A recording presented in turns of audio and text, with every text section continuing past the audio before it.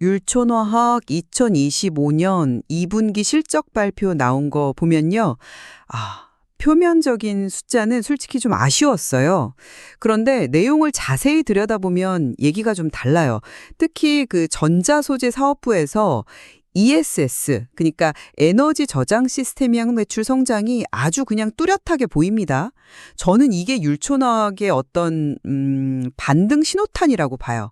그 얼티엄 세일즈 계약 해지라는 큰 변수가 있었음에도 불구하고 이 공백을 ESS 쪽에서 꽤 빠르게 메워주고 있다는 게 핵심이죠. 잠깐만요. 너무 그 긍정적인 부분만 크게 보시는 거 아닙니까? 2분기 전체 매출 줄었고 영업이익은 무려 184억 원 적자예요, 적자. 본업인 포장사업 부지는 여전하고요. 전자소재 쪽도 얼티엄 세일즈 계약 해지 여파 분명히 있잖아요. 그래서 2분기 영업이익 마이너스 19억 원입니다. ESS 성장? 네, 물론 있죠. 근데 그걸로 모든 문제가 다 해결된 것처럼 말씀하시기엔 이건 너무 이르다는 거죠. 환율 하락 문제도 있고 그 미국 관세 문제도 아직 불확실하잖아요. LG엔솔이 부담한다 이런 얘기는 있는데 그것도 명확하진 않다면서요. 관세 문제는 물론 좀 지켜봐야겠죠. 하지만 중요한 건요, ESS형 물량 증가세가 이게 정말 예사롭지가 않다는 겁니다.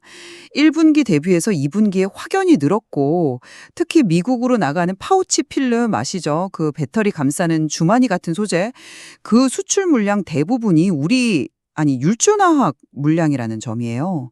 인도네시아 쪽 LG엔솔 통해서 나가는 물량도 상당하고요. 얼티엄이라는 그 큰 EV 전기차량 물량이 빠진 건 사실 아쉽죠. 하지만 전 세계적으로 ESS 시장 자체가 지금 엄청 커지고 있잖아요. 그래서 충분히 만회하고도 남는다고 저는 봅니다. 그래서 증설 속도도 지금 조절하고 있는 거고요. 확연히 늘었다는 건 알겠는데요. 그래서 그게 기존 EV향, 특히 그 폴란드 공장 물량 감소분을 완전히 상쇄하고도 남는 수준이냐 이 질문입니다. 회사 측 설명도 들어보면 적당한 수준에서 커버될 것 같다는 좀 애매한 표현이었어요. 이게 어떻게 만회하고도 남는다는 결론으로 바로 이어집니까? 그리고 관세 부담 주체가 아직도 불명확한데 어떻게 수익성에 영향이 없을 거라고 그렇게 쉽게 장담하시죠? 리스크를 너무 가볍게 보시는 것 같아요. 아니, 리스크가 아니라 기회를 봐야죠. 율촌화학대 파우치 필름 경쟁력은 확실합니다. 에너지 밀도 높죠? 안전성은 기존보다 33%나 뛰어나다는데 이런데 어떻게 시장에 대세가 안 될 수 있겠어요? NCM, LFP 같이 지금 주로 쓰는 배터리 화학 조성은 물론이고 나중에 나올 그 미래의 게임 체인저가 될 수 있는 전고체 배터리까지 다 적용 가능하다는 거예요. 이건 정말 엄청난 기술적 혜자라고 봐야죠. 네, 장점은 저도 알겠습니다. 그런데 모든 배터리 회사나 완성차 업체가 파우치 타입만 고집할까요? 여전히 각형 배터리도 많이 쓰이고 있고 기술 개발 경쟁도 얼마나 치열합니까? 대세라고 딱 단정 짓기엔 아직 너무 이른 거 아닌가요? 시장은 계속 변하는데 파우치 하나에 모든 기대를 다 거는 건 좀 위험할 수 있다는 얘기입니다. 파우치만 보는 게 아니라니까요. 본업인 포장 사업도 그냥 넋놓고 있는 게 아니에요. 친환경 소재 이코바이 개발해서 대한민국 패키징 대전에서 장관상까지 받았다는 건 이게 그냥 상 하나 받았다는 게 아니라 기술력으로 이 어려운 시기를 돌파하겠다는 의지를 보여주는 거거든요. 그리고 반도체 소재 개발. 물론 당장은 매출이 없죠. 저도 압니다. 하지만 비지 필름이나 다이싱 필름 같은 이 후공정용 필름 개발은 미래 AI 반도체 시장까지 다 염두에 둔 정말 필수적인 투자라고 봐야 합니다. 당장의 실적만 보고 판단할 게 아니에요. 상 받은 건 좋은 일이죠. 하지만 현실은 2분기 포장 사업 매출이랑 이익이 줄었다는 겁니다. 소비 침체 영향이 크잖아요.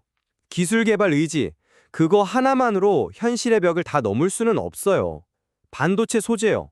회사 스스로도 이제 개발 단계라고 밝혔습니다. 비지 필름, 다이싱 필름, 이게 대체 언제 실제 매출로 이어질지, 또 시장에서 경쟁력이 있을지는 정말 아무도 모르는 일입니다.